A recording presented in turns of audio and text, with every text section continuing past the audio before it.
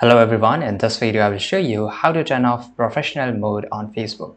So it's really easy. You have to just go and click on your profile icon. You can just go to your account from here on the top right, or you can just go and click on here, right? So this is your profile icon. Now once you click on this arrow button, you will see the three dots here, right? So by the way, you can also follow the same instruction on your mobile phone and everything is exactly on the same place. So just go and click on the three dots. Now here you will get this option of turn on professional mode. So if you want to turn it off, so I will just turn it right now and I will show you how can you turn it off. By the way, it's really easy. Now my professional mode is turned on. That's why you can see that I have option of show dashboard, and but if I click on the three dots again, I will get this option of turn off professional mode.